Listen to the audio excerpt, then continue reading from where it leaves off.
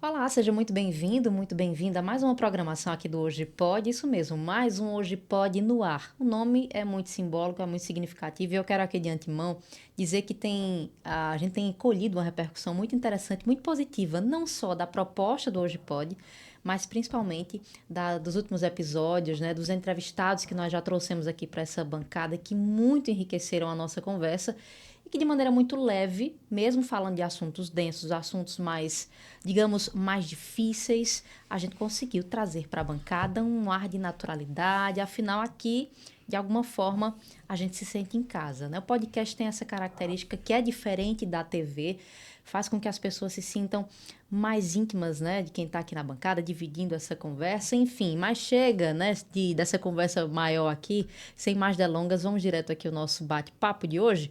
Vamos abrir as câmeras, porque a nossa entrevistada de hoje é nada mais, nada menos que a deputada Cida Ramos, ela que desde a metade do ano, né, desde julho, assumiu essa responsabilidade, essa cadeira da presidência do Diretório Estadual do Partido dos Trabalhadores, e isso é muito simbólico. Deputada, eu já quero desejar que a senhora seja muito bem-vinda, é muito bom recebê-la por aqui.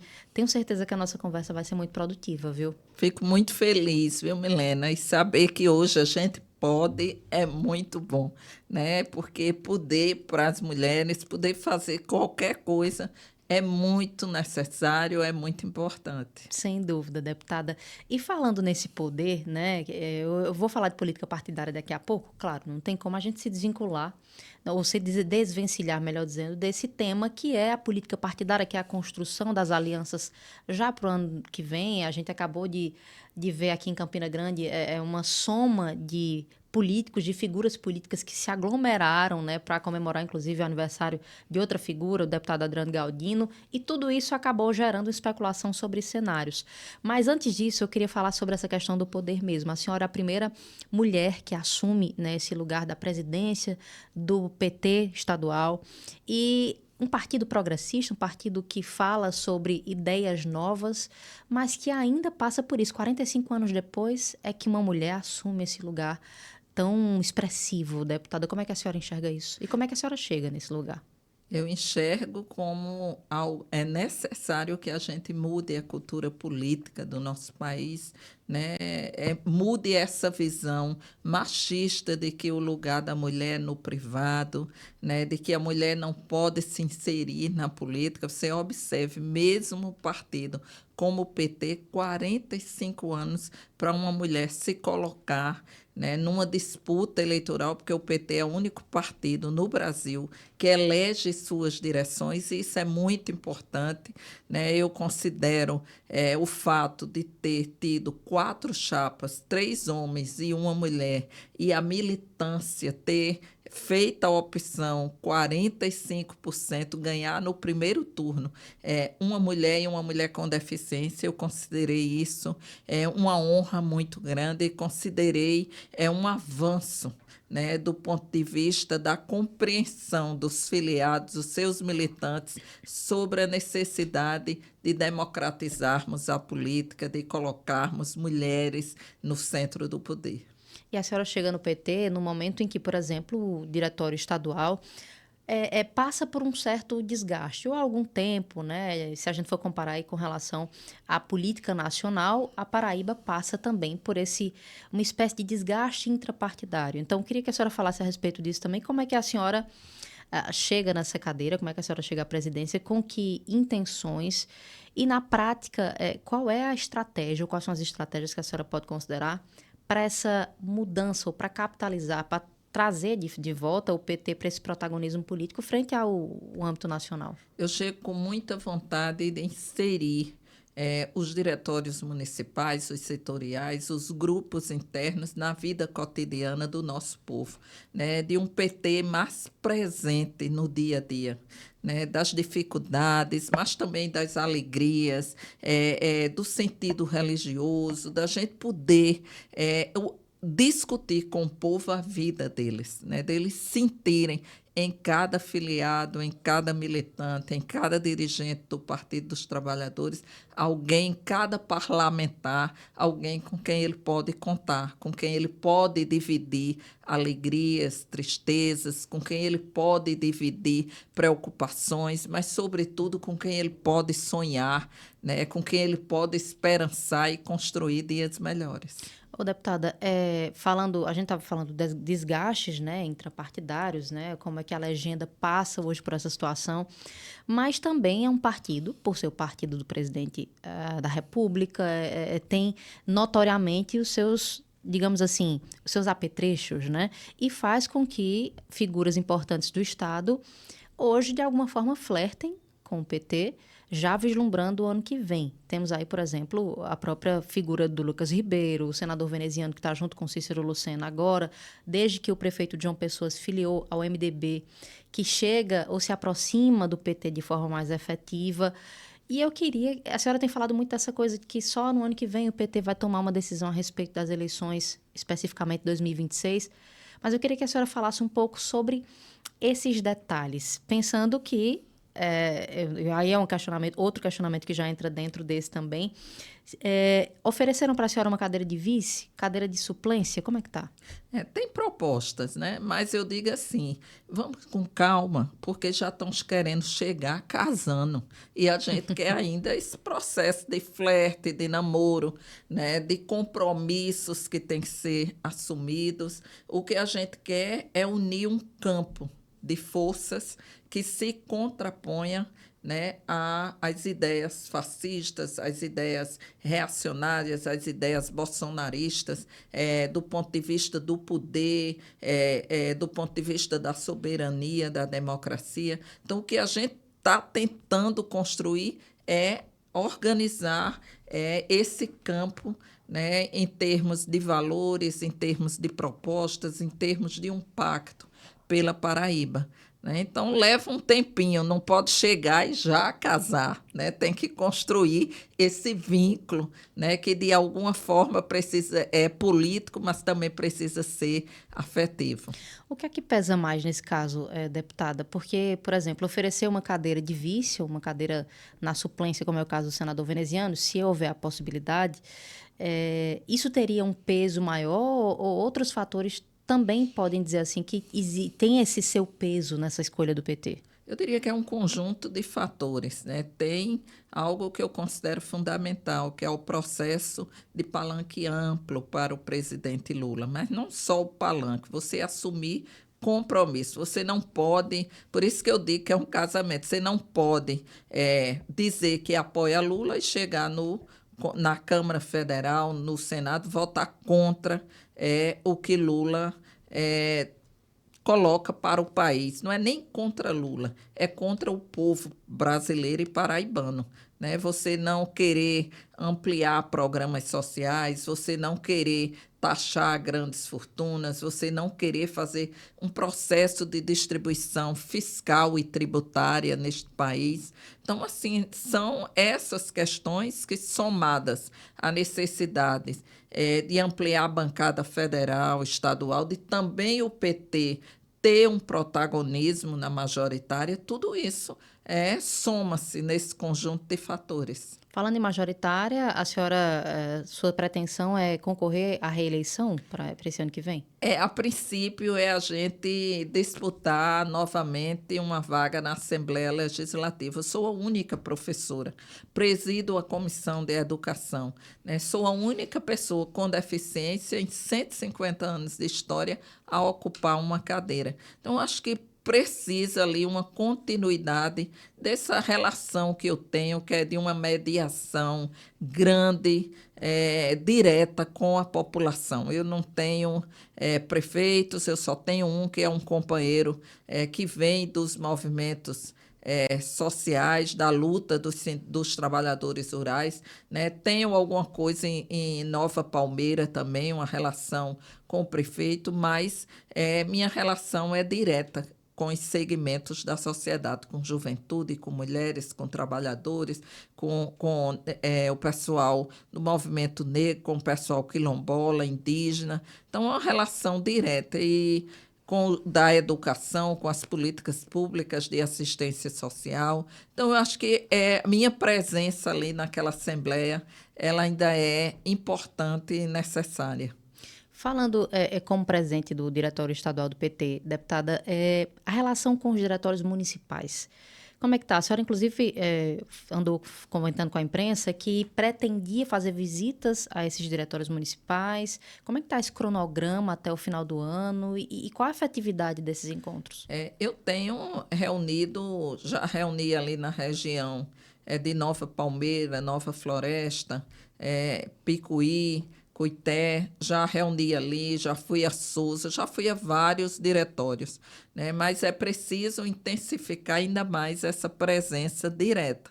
Dia 8, nós estamos de novembro reunindo o diretório estadual. São 56 pessoas, né, que a gente mobiliza para poder estar discutindo o partido, a política, né? Nós temos reunido também com os setoriais e nós vamos também realizar um grande seminário no mês de dezembro, a primeira semana de dezembro. Então, isso tudo, né, dá força, né, isso tudo estimula e faz com que o partido agregue, ele se una mais. Então, por onde eu passo, eu procuro sentar com o partido, aqui mesmo em Campinas, já vim por algumas vezes, né? A gente vai ter aí na próxima semana um evento em alusão ao aniversário de Lula, que é Lula Palousa, né? Então, é algo e que eu estarei aqui também. Então,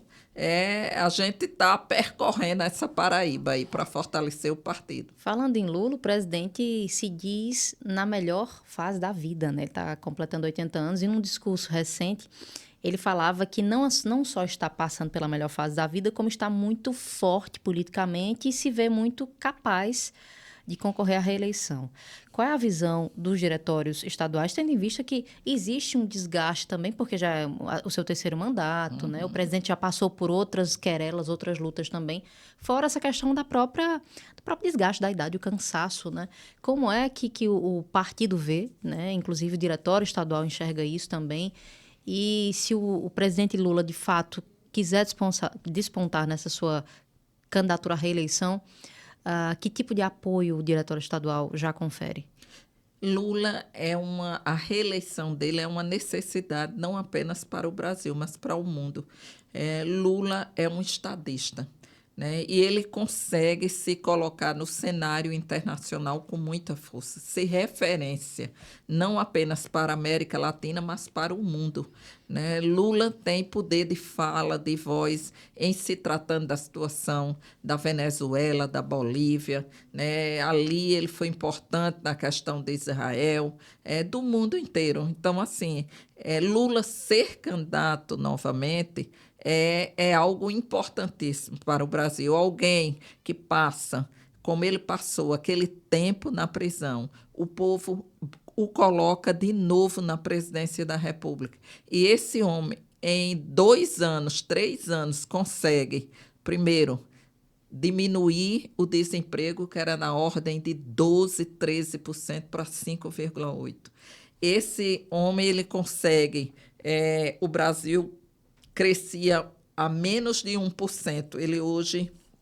O Brasil cresce 3,4%, acima da média da maioria dos países, né? Então, um presidente que retoma todas as políticas públicas, Minha Casa Minha Vida, cria o programa como Pé de Meia, retoma a questão da agricultura familiar, do ponto de vista da educação, da saúde, cria programas importantíssimos. Então, eu acho que uma pessoa como essa, ela tem que estar, ela não tem a questão da idade. Lula está na melhor fase da vida dele, do ponto de vista físico, do ponto de vista emocional, do ponto de vista intelectual e do ponto de vista de gestão.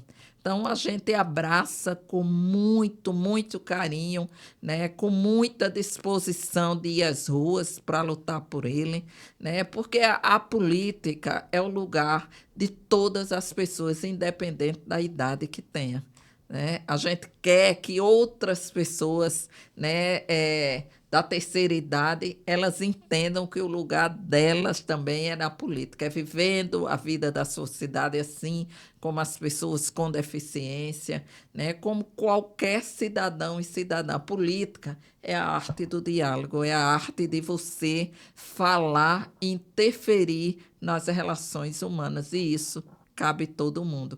Eu lembro Lenin, que é um autor importante, né, russo, ele dizia assim: quando a cozinheira governar o Estado, nós teremos verdadeiramente democracia e nós teremos relações sociais mais justas e igualitárias. Porque a política, ele queria dizer o quê com aquilo? Que a política é o lugar de todos nós.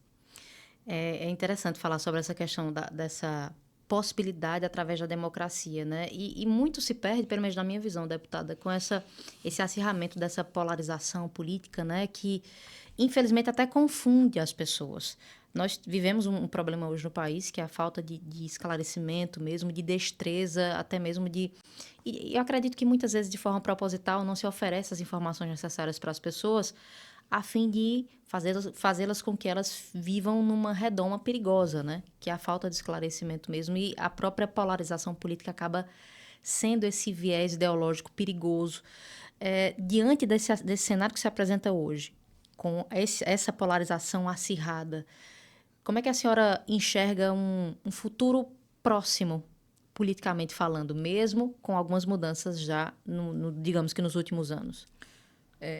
Eu vejo que isso diminuiu, né? Essa intransigência.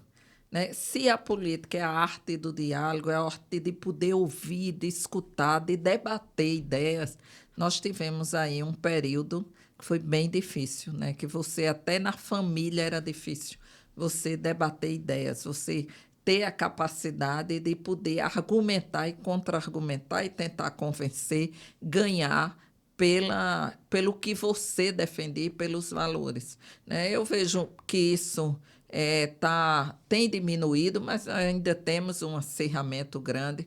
Eu acredito muito que os meios de comunicação, esse papel que você e que aqui todos fazem, é muito importante, porque a gente teve um período que o que valia era a fake news, era a mentira maior que você inventava.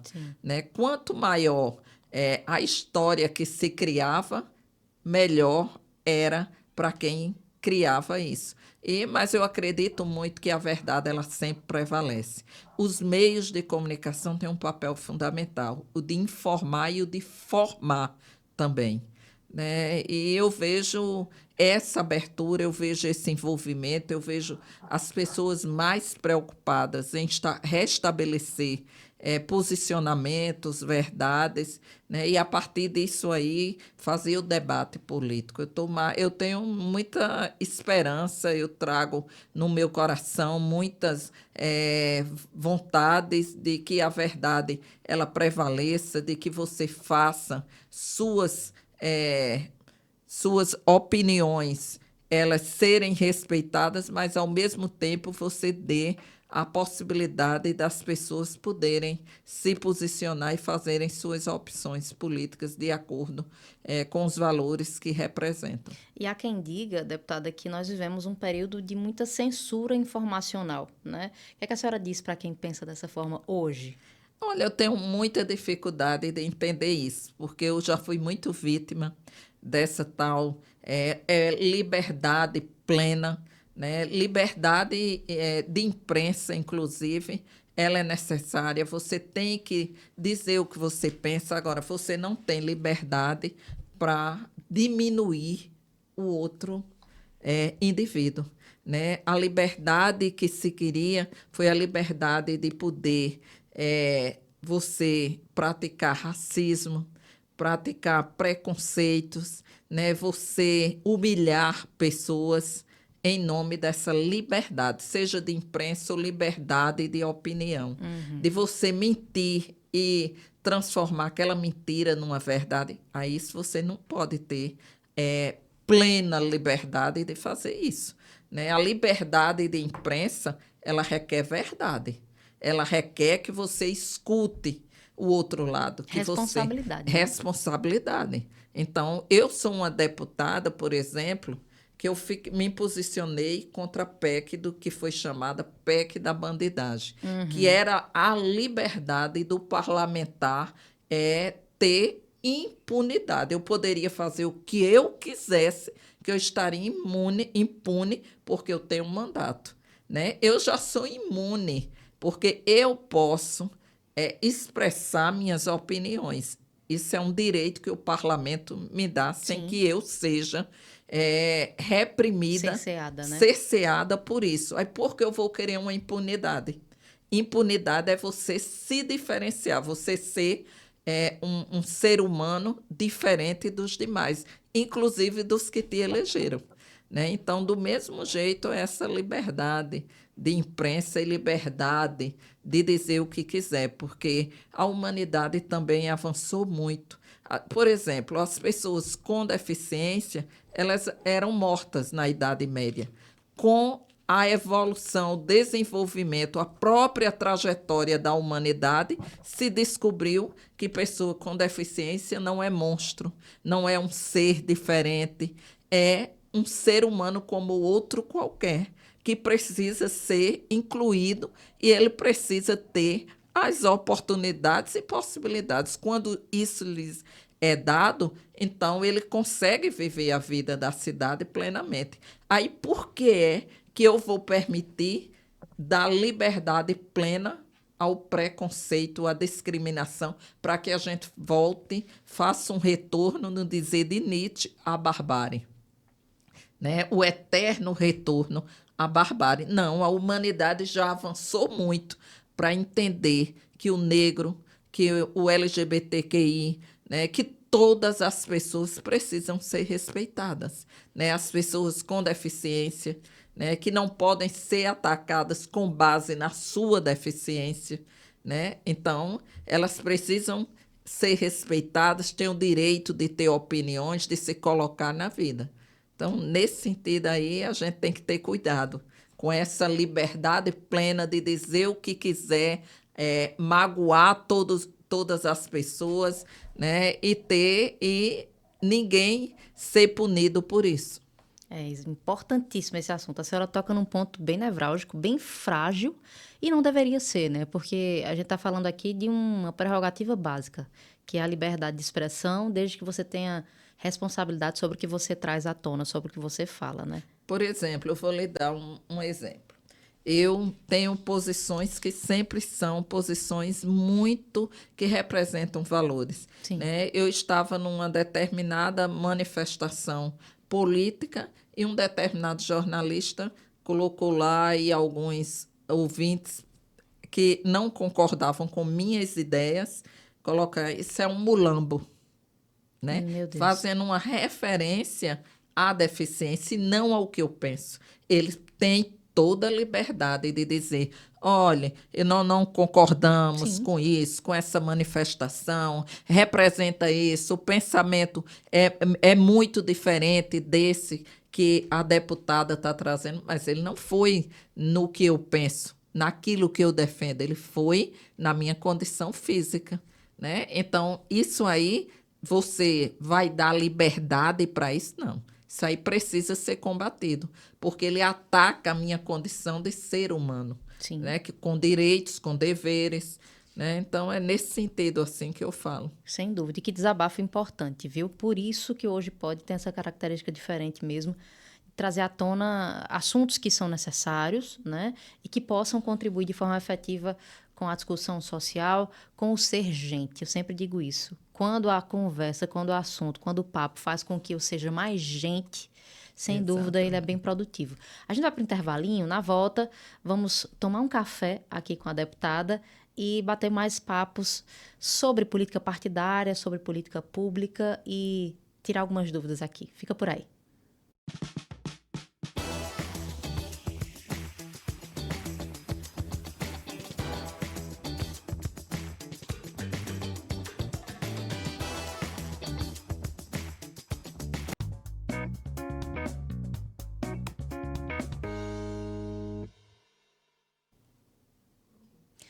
De volta com mais um bloco aqui do nosso Hoje Pode. Hoje a conversa com a deputada Cida Ramos, ela que é presidente do Diretório Estadual do Partido dos Trabalhadores, assume esse posto com muita força, né? Afinal, a primeira mulher, depois de tantos anos, depois de décadas dessa representatividade, ou a falta da representatividade do gênero, representatividade feminina, e ela chega nesse lugar com muito poder de fala, né? Com muita, inclusive, concisão nas suas ideias, com o que pensa para o partido, mas também com relação às pautas sociais. A gente falava agora há pouco, para quem não estava acompanhando o bloco anterior, falávamos sobre essas questões que são muito latentes, né? As discussões sobre o preconceito racial, preconceito de gênero, preconceito com relação à pessoa com deficiência, e ela representa muito bem a força, o poder de quem senta numa cadeira como essa, não só de uma assembleia, mas principalmente à frente de um partido como o Partido dos Trabalhadores, que é uma legenda muito grande, que tem muita força no país, não só por ser a legenda do presidente da República, mas por vários fatores.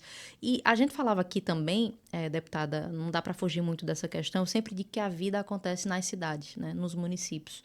E a senhora falava de algumas visitas que tem feito a Campina, fora essa de agora, claro, mas eu acredito que nessas suas andanças, nas suas visitas aos municípios, incluindo Campina Grande, a senhora tem visto as peculiaridades das cidades, né? A senhora, enquanto deputada estadual, acho que tem esse olhar mais crítico, e Campina vive uma verdadeira crise na saúde, inclusive que levou aos representantes da Câmara a abrirem um pedido, protocolarem um pedido oficial de uma CPI para investigar as fragilidades da saúde.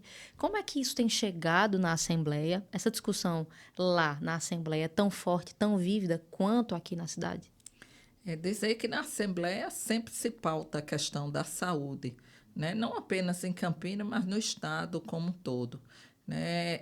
Fico triste que Campinas esteja passando por tantas dificuldades, principalmente numa área tão latente como é a da saúde. Isso rebate nos parlamentares, porque, embora a saúde seja uma política pública que tem regras, que tem normas, tem um sistema único de saúde, o SUS, que tem bem delineado os seus protocolos, né? A gente tem a questão da regulação, né? Do acesso, de como deve ser. Campina tem gestão plena, mas infelizmente a gente ainda tem. É impressionante o número de pedidos de socorro por parte da população, seja para efetivar uma cirurgia, seja para acessar um médico, né, de uma especialidade, e me impressiona muito na área da pessoa com deficiência, né? Ainda tem muita demanda reprimida, demanda que, infelizmente, o município não consegue dar resposta. Recentemente também estive aqui participando de uma audiência pública do caso do ISEB, né, daquela assistente social, né, que eu conhecia, uma mãe, né, o primeiro filho, né, e morrer numa sala de parto, né, mortalidade materna, algo que poderia ter sido evitado. Então, são muitos casos que ocorrem e a gente fica muito preocupado, né? Fica muito querendo dar respostas, né? Querendo que o município dê respostas, né? Eu diria os municípios querendo discutir essa política pública. Por isso que semana passada o presidente Lula mandou para cá o caminhão de várias especialidades, com exames, tem aí todo um programa que pega aí o apoio, inclusive da rede privada, de serviços que vai desde o atendimento clínico até a cirurgia, a realização de exames de cirurgia para concluir esse processo. É um círculo, porque as pessoas procuram um PSF passam um ano até um ano e meio para ter acesso a um exame, quando tem, né, a doença já avançou muito, né? Fica difícil você fazer a prevenção, né, você se cuidar, você poder acessar essa política pública dessa forma. Então, ainda é algo que a gente precisa caminhar muito, né, para poder ter um atendimento satisfatório. Deputada, foi bom a senhora ter tocado nesse caso do ISEA, porque é um caso que repercutiu muito aqui em Campina Grande, não só na imprensa, mas nos círculos sociais. Já há alguma perspectiva de uma resposta producente ou de um apontamento para o que aconteceu, o que causou aquela morte? Eu Ou tenho as mortes, né? eu tenho uma lei, inclusive, né, que trata do parto humanizado. Foi uma das primeiras leis minhas, né? E nós fizemos uma representação junto ao Ministério Público, né? E tem aí um processo em andamento, né, referente à apuração, tanto administrativo como criminal também, né, para apurar tudo aquilo, né? Mas a vida de duas pessoas que não volta, né? É algo assim inacreditável. É que a gente, em pleno século XXI, a gente não se consiga dar proteção a uma mulher para parir, né? Algo que a humanidade, desde que a humanidade é a humanidade, ocorre. E a gente, aquela morte, ela ainda é muito, muito forte, ela marca muito, traz em cada mulher, né? É como se tivesse muito latente na gente, porque é uma violência obstétrica grande, né? E isso as mulheres são muito vítimas. As mulheres são vítimas de muita coisa. Dentre elas é essa questão obstétrica, da violência obstétrica, do direito, de não ter o direito de poder parir com toda a proteção e com toda a humanização necessária. Deputada, mas já há alguma perspectiva, por exemplo, de uma margem de tempo, de data que se sinalize para quando esse caso vai Pois chegar a é, uma... isso é algo que a Câmara dos Vereadores aqui de Campina Grande tem cobrado, nosso mandato também tem cobrado, né? Mas infelizmente a gente ainda não tem, por parte do município, respostas. Pois é, né? A gente segue acompanhando, inclusive, toda digamos que os casos que tocam na saúde de Campina Grande, porque estamos falando de várias situações que acabam culminando, como a gente citou, com uma solicitação de uma CPI, uma comissão parlamentar de inquérito. A senhora acredita no poder de uma CPI hoje? Eu conduzi uma CPI do feminicídio, né? E eu considero uma CPI importante. Importante porque primeiro, ela traz à tona temas latentes, mas que não têm visibilidade, né? Segundo, porque ela possibilita que a gente contribua com a investigação, né? Que a gente, às vezes, o parlamento, ele, numa CPI, ele, claro que tem outros órgãos, mas uma CPI, ela traz também a possibilidade de uma contribuição investigativa por parte de parlamentares, você envolver outros segmentos, outros setores. No caso da CPI do feminicídio, a gente envolveu muitas universidades, Sim, eu a lembro. gente envolveu Ministério Público, Tribunal de Justiça, fez uma grande frente, né, para desvelar. A gente escutou, inclusive, aqueles que praticaram feminicídio. A única CPI do Brasil que conseguiu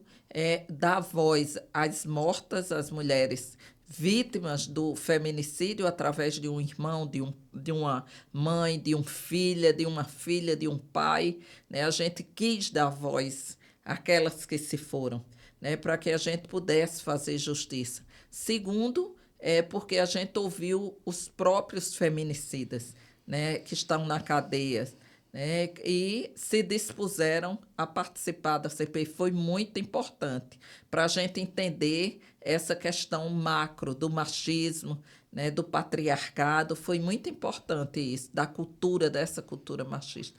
E terceiro elemento é que nós conseguimos fazer uma CPI que entregou 1.200 páginas ao presidente da Assembleia, mas também ao governo do Estado, ao Tribunal de Justiça, todos os poderes, e entregou essas 1.200 páginas, dentre elas com vários direcionamentos e encaminhamentos, entendendo que essa é uma discussão que todos os poderes precisam se debruçar e precisam, tem tarefa para todo mundo.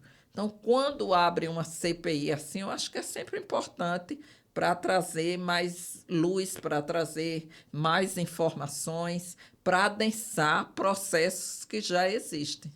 Agora, deputada, falar de feminicídio, de machismo, de patriarcado, né, de misoginia dentro de um espaço que é majoritariamente masculino, É difícil. como é que seria, ou como é esse processo? Como é que a senhora conseguiu emplacar uma discussão desse tamanho? Muito difícil, né? Inclusive para contar com os membros da CPI, que a maioria eram Essa é a homens, questão. né? Eram homens, mas foi um trabalho hércules difícil, né? Eu acho que a gente só conseguiu porque a gente envolveu outras instituições, né? Outras fora da próprio poder legislativo. Foi isso que nos permitiu, né? Não é fácil você ser mulher numa assembleia onde 31 são homens e 5 são mulheres, né? Até pela própria cultura, eles se juntam entre eles, eles conversam entre eles, né? As Às panelinhas vezes, quando a masculinas. gente está falando, está na tribuna, eles estão conversando, não dão muita atenção, né? Comigo menos, porque eu chamo a atenção na hora. Eu digo, ei, para aí, vamos me escutar aqui. Vocês vão ter que ouvir. Tribuna é para isso. Eu fico também fazendo esse contraponto, Sim. mas não é algo fácil.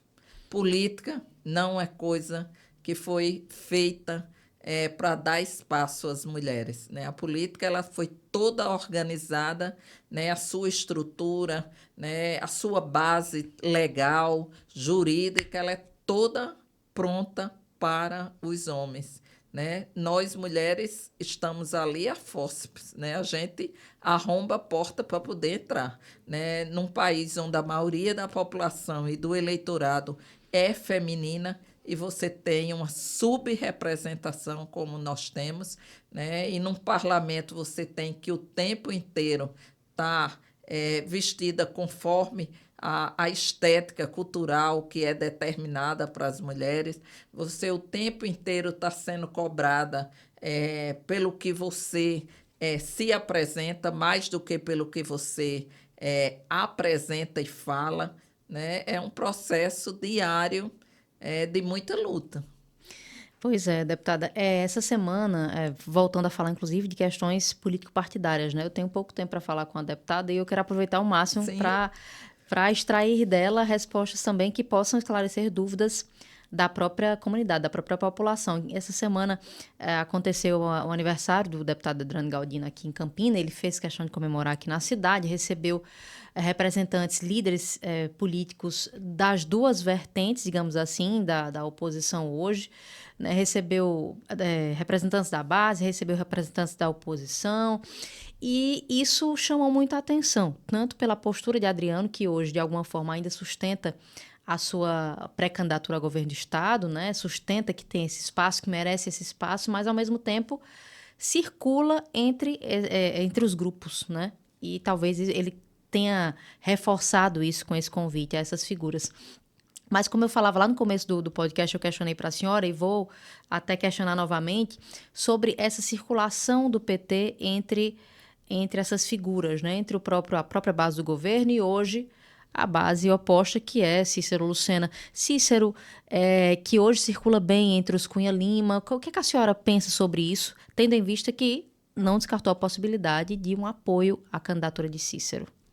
Eu penso que o PT está analisando os cenários, está estudando os cenários, né? E que tem que ter bastante tranquilidade para que a gente possa se inserir, fazendo uma aliança que fortaleça o partido, né, que atenda aos interesses da população, porque essa é uma meta que nós não abrimos mão, né? Quais são os compromissos que nós, do PT, estamos assinando em nome do povo paraibano, né, para fazer avançar a política de saúde, de educação, a infraestrutura do Estado, a ampliação da presença de indústrias, de geração de emprego e renda na Paraíba. Então, nós temos compromissos com a população. Nós não vamos apoiar porque estamos pressionados, porque todos conversam com a gente, porque o PT virou a noiva. A gente vai quando a gente tiver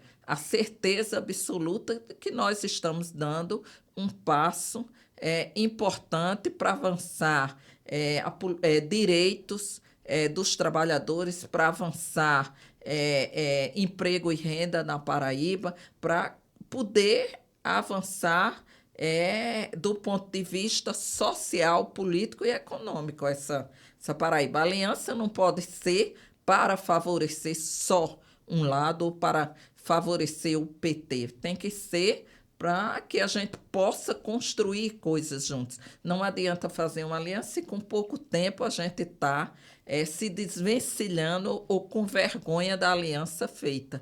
Ela tem que ser feita com muita transparência, com muita solidez, né? Então, o PT está preocupado, neste momento, em unificar o partido, né? Em fortalecer, em criar as bases necessárias para ter palanque para Lula, ampliar a bancada estadual, federal, para que a gente possa também ter esse compromisso com a população e fazer com que a nossa militância ela venha de forma unificada. Então, não estou muito preocupada com essa exigência do partido ter que se decidir esse mês ou no próximo mês, é porque Cícero é candidato, é porque Lucas é candidato. Ótimo que tenham se lançado, né? Agora, a candidatura deles para que o PT vá tem pré-requisitos. Recentemente, inclusive, antes da gente encerrar aqui a conversa, o deputado Luciano Cartacho, que é do PT, falou que o partido precisava de movimentação, estava meio parado, né?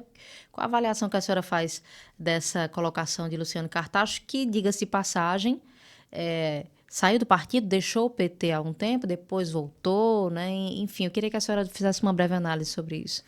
Primeiro, a fala de Luciano não corresponde à realidade do partido, né? Se ele viver mais intensamente a vida partidária, ele vai ver que o partido está em ebulição, né? Nós estamos tendo eleições para todos os setoriais do partido, são mais de 17, né? Nós estamos conversando com os diretórios municipais, nós estamos com reunião agendada para agora, início de novembro, do Diretório Estadual, que vai reunir. Nós temos presença em mais de 180 municípios, né? E a gente vai reunir os diretórios, né?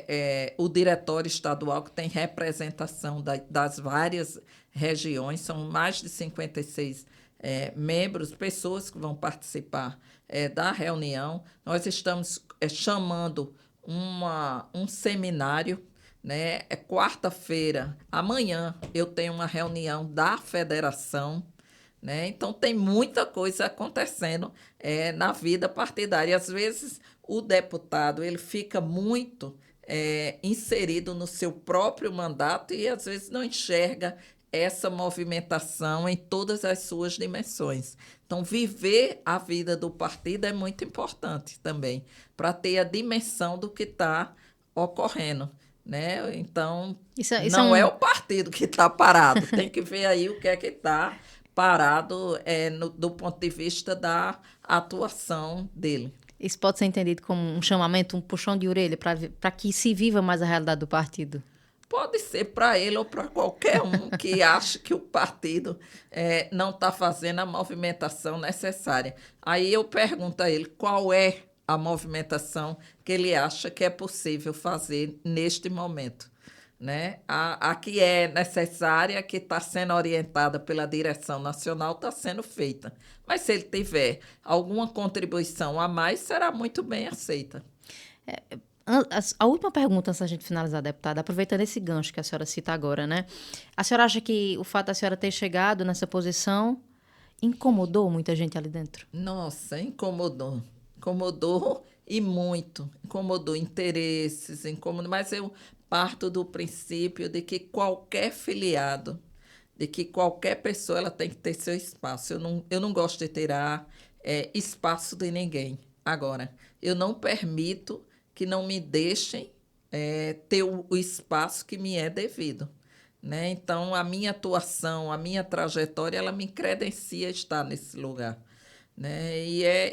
A única coisa que eu peço é respeito.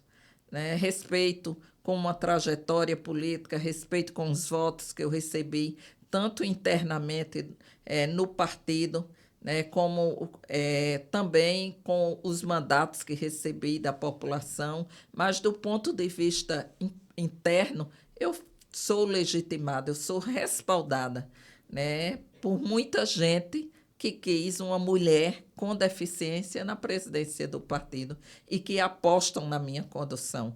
E essa condução eu não vou abrir mão para que ninguém, mas ninguém, possa desrespeitar ou tentar diminuir.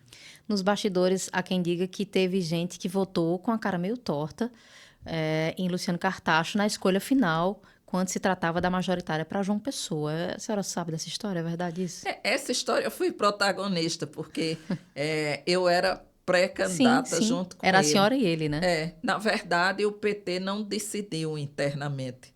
Né? O que nós queríamos era uma deliberação por parte de quem faz o partido. Né? E eu disse que seria candidata não de mim mesma, seria candidata dos filiados. Se os filiados achassem que deveria ter uma candidata mulher, eu iria, se eu ganhasse no processo, na eleição interna.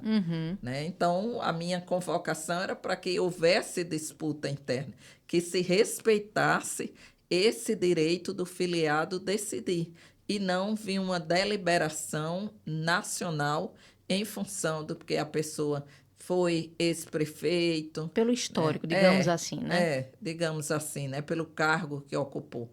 Mas eu considero que a militância ela é sempre necessária. Por quê? Porque você vem com o exército, você não vai sozinho. Né? Mas hoje isso aí já passou. Né? Isso aí a gente, do ponto de vista do partido, foi uma experiência dolorida, mas que tirou várias lições. Né? E hoje o que eu quero é que esse partido ele respeite suas instâncias, ele escute o filiado e ele possa ir como exército e não individualmente. E para a gente encerrar de verdade, prometi 3 perguntas já, viu? Mas 2028 pode ter Cida como candidata a prefeita de João Pessoa? Eita, 2028 Tá longe, mas tá tão perto.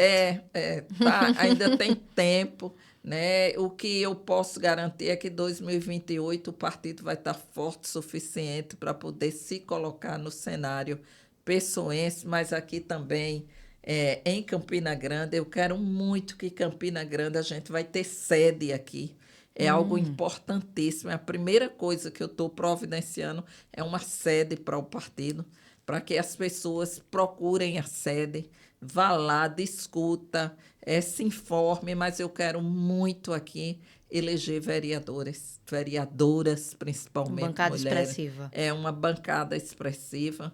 Né? Eu quero que a gente possa, aqui em Campina, que é uma cidade que deu vitória a Lula, né? Que possa ter na Câmara de Vereadores representação.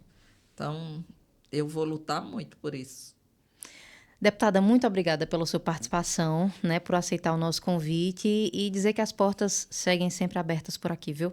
Milena, eu quero lhe dizer que você é uma profissional excepcional. Obrigada. Né? Eu saio daqui com o coração repleto de alegria por ter sido entrevistada por você, tanto na TV como aqui, por Giovânia também, né? Que é outra mulher excepcional. E eu fiquei impressionada com esse meio de comunicação aqui, como temos mulheres competentes. Obrigada. Nossa, competentes, bonitas, tudo de bom aqui. Então, fico Tá feliz vendo aí, e Paloma? honrada, viu? Muito obrigada. Obrigada pela presteza, viu, deputada? E eu quero agradecer também a quem nos acompanha todos os dias. Muito obrigada pela sua companhia, também pelo feedback de sempre. É sempre muito importante, deputada, quando a gente lida com pessoas, né? Receber feedbacks dessas pessoas para que a gente tenha, enfim, cada vez melhor, uma forma melhor de trabalhar, né? Melhorar o nosso trabalho. Obrigada pela sua participação, pela presença. A gente se encontra na próxima semana com mais um Hoje Pode. Até lá.